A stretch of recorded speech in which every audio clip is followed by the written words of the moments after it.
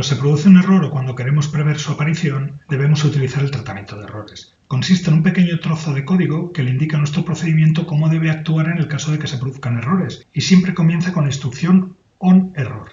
A esta instrucción la pueden acompañar tres diferentes que vamos a ver en esta serie. Empezaremos por onError resume next. Lo que especifica es que cuando se produzca un error, el control debe pasar a la siguiente instrucción, sin tener en cuenta la instrucción de error. Vayamos al error que ilustraba el ejemplo del destello anterior. Tenemos una función con delookup contra un código IDE que es nulo. Entonces, si lo ejecutamos, nos da el error 94, uso incorrecto de null. Ante errores o posibles errores tenemos que analizar nuestra posible solución y lo tenemos que hacer de una forma amplia. Por ejemplo, esta función podría generar el error por tres razones. Porque no exista el campo número, porque no exista la tabla test o en este caso porque no exista o tenga un valor null. Los dos primeros son poco probables porque nos daría un error de escritura, lo corregiríamos y ya está. No necesitamos un control de errores para eso. En las propias pruebas test que hagamos de nuestras funciones lo detectaríamos.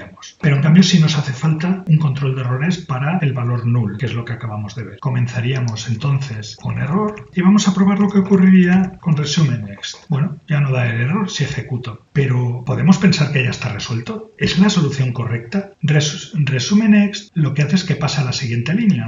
Lo pasa aquí, sin tener en cuenta el error, pero ¿es lo que queremos realmente? Tal vez sí. Pero tenemos que tener en cuenta que la variable resultado se va a quedar a cero y probablemente esto no es lo que nosotros queríamos. Cuando le preguntas a Antonio Otero sobre algún error, te contesta, pues seguramente está en la línea onError resume next. Bueno, bromas aparte, para solucionar este problema deberíamos ingeniar otra forma, teniendo en cuenta el resto del programa. Vamos a ver un ejemplo real en el que sí que está bien utilizado onError resume next. Aquí tenemos un extracto de una función de MacPegasus que va cambiando las propiedades de la base de datos. Tenemos un extracto donde se cambia el título y el nombre del proyecto. Si ejecutamos tal como está, nos da un error 3265 en tiempo de ejecución. Vamos a ver dónde se produce. Lo que haría es parar el código con un punto de interrupción, ejecutar, llego aquí, vale, se está produciendo en esta línea. Si lo analizo me doy cuenta que está intentando borrar una propiedad que no existe. Si me voy a las propiedades de la base de datos, vemos que no hay un título. Es decir, está intentando borrar un título que no existe. Ese es el error. Ahora ya lo tenemos controlado. En este caso sí que lo podemos resolver con error resume next. ¿Qué pasará? Cuando llegue aquí, saltará y la siguiente línea lo que hace es que escribe, crea la propiedad del nombre y la añade. Es decir, está funcionando correctamente. Aquí sí que estamos utilizando correctamente onError resume next. Si yo ahora ejecuto, ya no me da ningún error. Si vuelvo a las propiedades, sí que ha escrito mi propiedad.